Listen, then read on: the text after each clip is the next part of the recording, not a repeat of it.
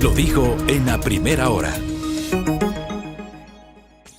Muy bien, 7:13 en la mañana. Veo que me han dado palo algunos, pero así mismo es esto. No pretendo que coincidan conmigo, para nada. Más bien les agradezco por escuchar este espacio.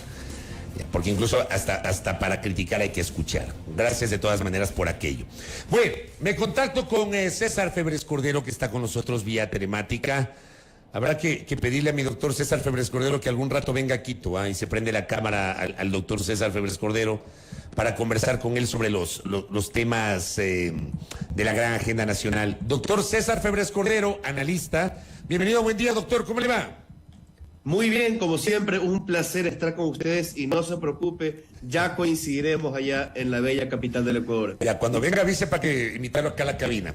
A ver, doctor, se cerraron los ejercicios de esta mal llamada democracia interna, digo así porque todos sabemos que no hay tal en los partidos y movimientos políticos, y nos quedamos con 8 precandidatos a la presidencia de la República, 7 hombres, una mujer.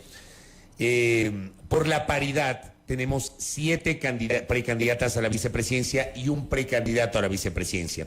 Pero a priori, ¿cómo ve usted esta configuración? Habrá que esperar quiénes se inscriben, si finalmente los 8 se inscriben y si finalmente los 8 son calificados por el Consejo Nacional Electoral. Por eso yo hablo de precandidaturas. Pero tenemos este mapa inicial. ¿Qué nos dice este mapa inicial, doctor?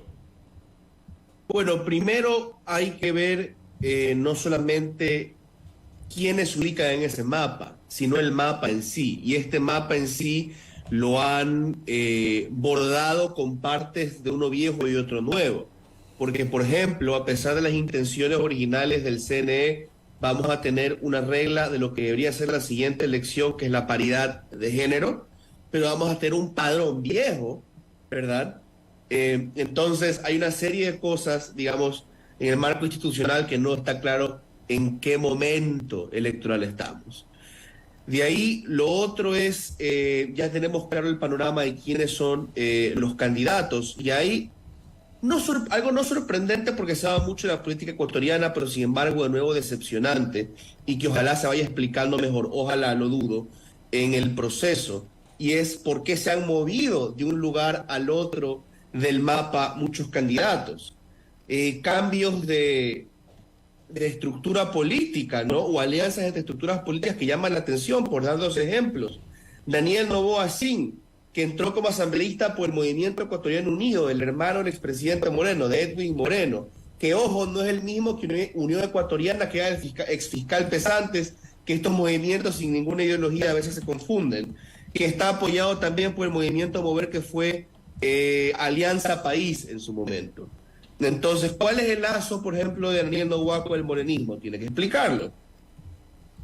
Topic, ¿verdad? Es el candidato en teoría principalmente de las 6, del PSC, y sin embargo va en alianza también con Sociedad Patriótica y con Centro Democrático, cuyos líderes, Jimmy Jairala y el expresidente, el coronel Gutiérrez, han sido en varios momentos, en la mayoría del tiempo en que han hecho carrera política, enemigos del PSC, y no por cosas menores. Jairala, su constante rival para la alcaldía de Guayaquil, y Gutiérrez, una persona que fue tumbada en parte por sus peleas con el socialcristianismo. Ahora, también llama mucho más la atención que no solamente hay una alianza entre el Centro Democrático y el PSC, sino que Lucho Almeida, el guerrero de Jaime Nebot, asambleísta hace poco del PSC, dice que se va con buenas relaciones con Nebot, pero que no lo han considerado, y ahora es asambleísta de Centro Democrático. Entonces, hay varias cosas que yo quisiera que se nos explique. También, obviamente, desde el anticorreísmo, como siempre, están viendo cucos debajo de la cama, y ahora hay correístas en todos los binomios. Es una cosa que da para reírse, pero sin embargo hay algo de verdad dentro de lo que ellos piden que se explique, y es candidatos que hoy se van a poner al binomio correísta, ¿verdad? Sí tienen que explicar qué rol tuvieron cuando trabajaron para el gobierno. Usted para una empresa que dependiera del gobierno. ¿Usted a quiénes se refiere en particular? ¿Se refiere, por ejemplo, a la compañera de fórmula de Otto Sonnenholzner? Por supuesto. ¿A ella se refiere? El rol de la candidata a la vicepresidenta del binomio de Otto Sonnenholzner, de Erika Paredes, fue en su momento un rol muy poco ideológico. ¿ah?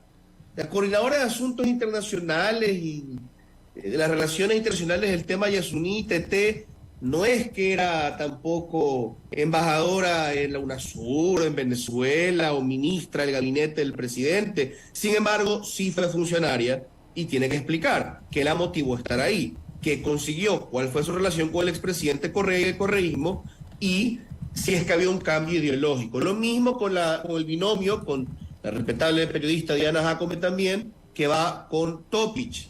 ¿Por qué sus declaraciones de afecto al expresidente Correa en su momento? ¿Cuál fue su rol trabajando para medios incautados? O sea, yo no digo que hay que tacharlas o ficharlas, por favor, pero sí hay que pedirles respuestas con sobriedad y esperar respuestas con sobriedad, que es lo que más nos falta en este país, bueno, todo el tiempo, y creo que en particular ahora, en una elección que va a ser bastante acelerada, nos haría bastante bien, ¿verdad? Poder tomarnos las cosas con sobriedad y verlas hasta lo profundo, ¿no? Doctor, buenos días, bienvenido nuevamente. A propósito de estos movimientos a los que usted hacía referencia, de varias figuras entre partidos y movimientos, aterrizamos en lo que se ha venido cuestionando desde hace mucho tiempo, y se lo ha dicho también aquí en este espacio. Las organizaciones políticas se manejan al final del día como empresas electorales, más aún en estos tiempos. ¿Cómo cambiarlo? ¿Cómo hacer que en efecto cumplan el rol que deben, que se ciñan a lo que se debe o se deberían ceñir, y no funcionen como estas empresas de alquiler?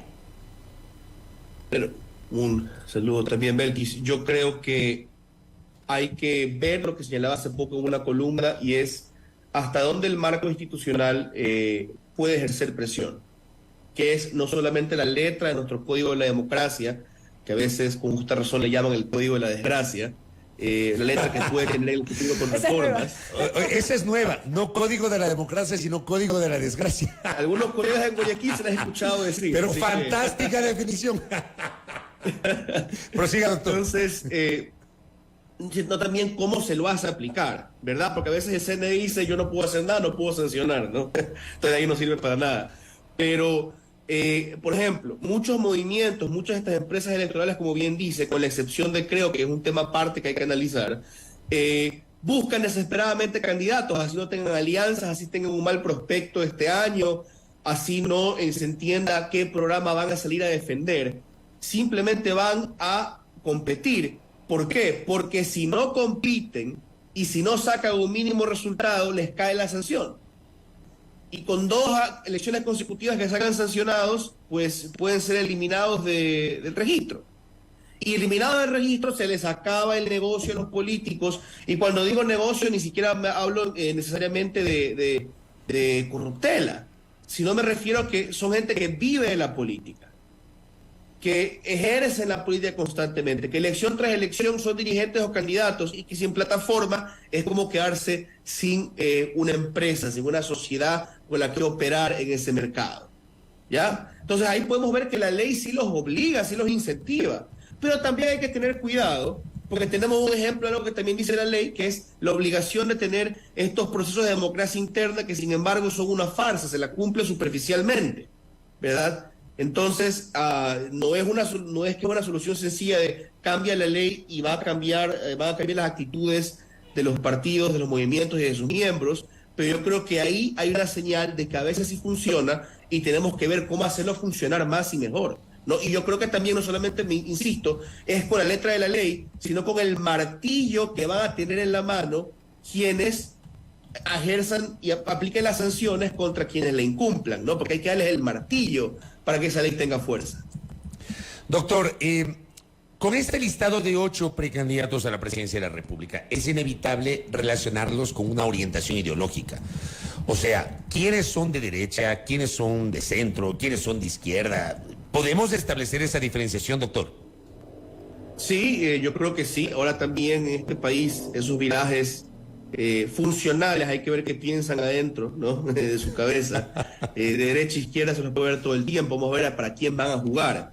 Y lo que yo quisiera señalar es que hay quienes, le aseguro, Fabricio, que jurarían por la vida de sus padres y de sus hijos, que no son de derecha o de izquierda, que están convencidos que no son de derecha o izquierda, pero cuando legislan o gobiernan son necesariamente de derecha o de izquierda, o por lo menos de un centro tendiendo hacia la izquierda y hacia la derecha, porque es inevitable. Si tú quieres con menos o con más Estado, pero a la fuerza y rápidamente a generar una igualdad económica entre todos, que no haya ni ricos ni pobres, tú no puedes ser de derecha.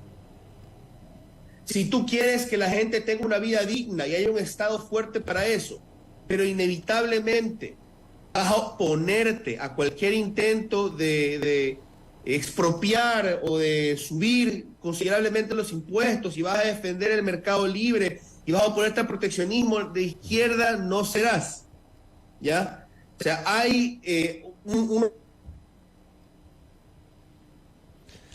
es más fácil identificarlos con el tema socioeconómico y las políticas que vas a aplicar para ese tema, para alcanzar tus objetivos socioeconómicos de la igualdad, que para los izquierdistas generalmente va a ser la de una igualdad material, acabar totalmente con la desigualdad, y la del derechista, que va a ser una igualdad de derechos políticos, de todos podemos opinar y todos podemos emprender, aunque unos sean ricos y otros sean pobres, ¿no?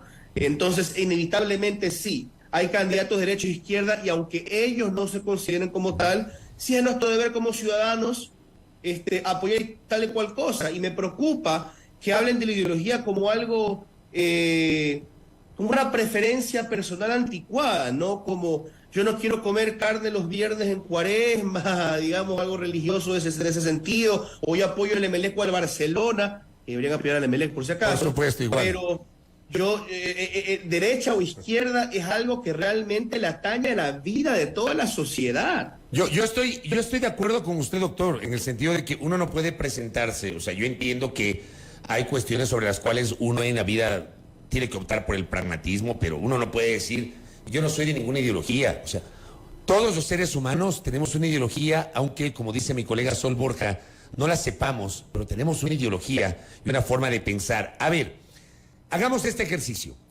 ¿Cómo lo ubica usted a Jan Topic, auspiciado por Partido Social Cristiano, Centro Democrático y Partido Sociedad Patriótica? Jan Topic, para mí, va a estar, voy a dejarlo lo más fácil posible para que no haya mayores discrepancias, para que haya un consenso mínimo y para explicarlo de una manera sintetizada. Del centro a la derecha, ahí está Jan Topic. Y probablemente más a la derecha que es el centro, porque por más que él ya habla de un programa social, sobre todo ligado a mayor educación, seguridad, alimentación, programas educativos obviamente en centros escolares, y permitir que los chicos se queden ahí hasta más tarde para ayudar también a las familias trabajadoras, eso es un programa social interesante. Por más de que él diga yo puedo tener o mantener a gente que estuvo en el correísmo y seguir con sus políticas si son buenas, él es un empresario de una corporación gigantesca. ¿Ya? Difícilmente va a ser un político de izquierda, porque iría contra sus intereses personales, porque a menos de que quisiese beneficiar a través del Estado, pero a su empresa, pero sin embargo sigue siendo una empresa, ¿verdad?, de la que él es heredero, que no es que va a repartir la mayor parte de su herencia o dársela al Estado. Es un empresario de derecha y está alineado con un partido que le dice no puedes apoyar, no vamos a apoyar a ningún socialista y creemos en la economía social de mercado. Entonces Jan Topic a la derecha. Ok, Yacu Pérez, ¿usted lo ve a Yacu como un hombre de izquierda o del centro hacia la izquierda? Pues está claro que el hombre no está hacia la derecha, o sea, sería absurdo decir eso, pero yo lo veo como del centro hacia la izquierda. ¿Cómo le ve usted? Definitivamente del centro hacia la izquierda. Las demandas de él no son las demandas de muchos de sus compañeros de lucha histórica, ¿no? Aunque muy distantes en su experiencia y ahora en su ubicación política, ¿no? Como los de la CONAIE o de la ala izquierdista de Pachacutic. Él no pide suspender la actividad totalmente de los grupos mineros y petroleros. Él no pide el comunismo indoamericano, la barbarie, una cosa que le han interpretado bastante mal muchas personas, pero sin embargo sí es una postura radical de izquierdas. No es alguien que quiera implantar, como lo ha pedido muchas veces la CONAIE, un sistema proteccionista, aumentar los subsidios y castigar a la empresa para poder financiar esos subsidios. Él tiene una línea moderada de centro, que va a exigir tal vez por aquí más impuestos y por acá más regulaciones para proteger el ambiente y para financiar servicios sociales, sí, pero ¿quiere él reestructurar el orden económico y social del Ecuador? No creo, y para mí es un hombre más de centro que izquierda entonces. Doctor, de otro lado, yo quisiera consultarle cómo lee lo ocurrido este fin de semana en este proceso de democracia interna de la Revolución Ciudadana. Aparece Jorge Glass a propósito, bueno, de esta sentencia que se había conocido el día anterior, y aparece él como la primera propuesta para liderar el binomio presidencial, y luego lo que todos vimos, declina la candidatura y mociona en este caso el binomio Luisa González-Andrés Arauz. Una primera mirada de eso puntual que ocurrió este fin de semana. Bueno, primero lo que debe hacerse aquí es un juicio de valor, por el lado normativo, por el lado moral. Qué mal que recurran a un juez de bolsillo para que Jorge Glass pueda montar un show en la convención. ¿Ah? Yo ni siquiera voy a decir en este momento, me parece que estuvieron bien o mal esos juicios. Ni que Jorge Glass sea un hombre bueno o malo. Pero hay maneras de defenderse ante el sistema de justicia. E irse franca y abiertamente contra la Constitución, buscando un juez que ahora está desaparecido y que ya venía por casos controversiales fichados en el pasado, es una falta de respeto a las instituciones que un presidente debería preservar. Él quería hacer o actuar como que iba a ser candidato, pues con ese acto anterior, él ya decía todo lo contrario. Por lo menos no quería ser un buen candidato, de lo moral, ¿no? Ahora, pasando ya a la decisión que se tomó de poner de candidatos a Luisa González para la presidencia y Andrés Arauz para la vicepresidencia, me parece una decisión interesante. Primero, Luisa González va a ser la única candidata a la presidencia, y recordemos igual, Cintia Viteri lo fue en su momento en 2017 y quedó tercera y lejos de la segunda vuelta. No es que eso realmente, y sobre todo en un país que aún es machista, te vaya a dar una gran ventaja. Sin embargo, lo celebro como una señal de que hay caminos para el progreso en el Ecuador, en ese sentido. Se alejan de Andrés Arauz, que sin hablar de su persona, muchos decían, pero si es un candidato fuerte, sacó el 48%, casi llega a la presidencia. Yo creo que lo estaban viendo mal. A Andrés Arauz le pegaron la remontada más grande de la historia de Sudamérica en un balotaje. No era para mí un buen candidato. Tuvo un desempeño mediocre en el debate con Guillermo Lasso, que todos sabemos no es un político carismático ni tiene un gran poder de oratoria y que se vive enredando, así lo ha demostrado en su presidencia. O sea, Andrés Arauz creo que ya había demostrado que tenía sus limitaciones electorales. Y Luisa González le da una oportunidad de buscar una nueva estrategia a través de una nueva candidata, una nueva persona. Y ahora lo que me preocupa por el correísmo, si yo quisiera ponerme de su lado, es decir, este show para reivindicar la figura de Jorge Glass y su postura de que hay una persecución política contra los viejos líderes del correísmo, puede que los vuelva a atar a un discurso del pasado que no les va a servir. Les hizo mucho daño en el 2021 hablar de que iban a venir a castigar a los traidores y seguir repitiendo cuentos de la década del 2010 que no sirven de tanto si no las acompañas con una promesa de que haremos cosas mejores, de que construiremos un nuevo país, porque hay un desgaste creciente en esa dicotomía correísmo-anticorreísmo. Correcto. Y esa acción que tuvieron ya Cuevas en la última ocasión, veremos quién la ocupa en esta, era un votante que no quería saber más de esos extremos. Y esa votación que tuvo Lasso en la segunda vuelta en esa ocasión no fue la de la fuerza del anticorreísmo unida, señores, no, sino la de un electorado que vio un Lasso distinto con su discurso del encuentro y que alejado del típico anticorreísmo, y lo apoyó. Ya que después haya gobernado muy distinto es otra cosa. Entonces yo creo que si se anclan, como parece que quieren anclarse todavía, demasiado en el pasado, lo que fue su gestión y su pelea después de la traición de Moreno, eso no les va a permitir, creo, hacer una buena campaña. Correcto, doctor. Yo lo que quería agregar es que lo mismo ocurre al otro lado de la orilla con el discurso anticorreísta. Totalmente de acuerdo. Va a ser un fuerte limitante. Y es otra cosa, yo creo que hay dos interpretaciones erradas del centro hacia la derecha, o hasta de la centroizquierda a la derecha, el no correísmo, ¿ya? La una es pensar que el voto de Yacu y de Hervas y el voto de segunda vuelta de Lasso también fue un voto puramente posmaterialista, ambiental, progresista, todos bailemos alrededor de una fogata y démonos besos y abrazos. Porque si eso fuera realmente una propuesta ganadora, Norman Wright, Paco Moncayo hubieran arrasado en sus elecciones. Y todos los partidos estuvieran corriendo hacia una postura radicalmente progresista que no lo están haciendo.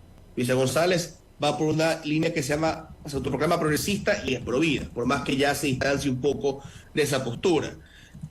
Hay quienes interpretan que ese progresismo fue lo que triunfó. Yo creo que tuvo un rol, pero fue ese distanciamiento de los extremos que ayudó. Luego está una aún más equivocada, que es la del anticorreísmo. El anticorreísmo hizo ganar a Lasso, y eso creo que lo toman, por ejemplo, ambas de hecho creo que las toma Villavicencio.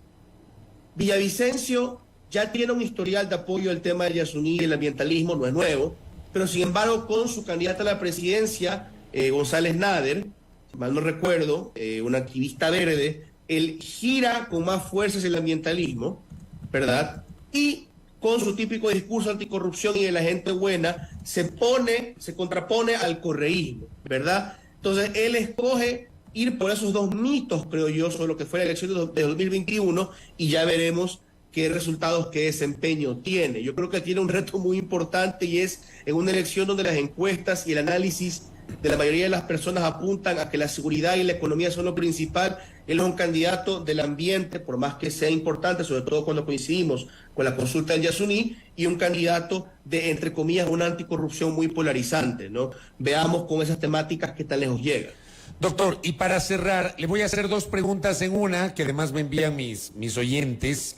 Andrés dice, la pregunta del millón es si los candidatos están viendo y sintonizando qué es lo más urgente dentro de lo urgente para el país y los ciudadanos en este gobierno y después de los dos últimos gobiernos. Y Felipe, que me escribe, Felipe Pesantes desde Machala, me dice, ¿cómo se puede reformar el sistema de partidos políticos? Dos preguntas en una para cerrar, doctor, tenga la bondad. Rápidamente, la primera, yo creo que con excepciones la mayoría entiende que justamente esas prioridades son los que la gente reclama.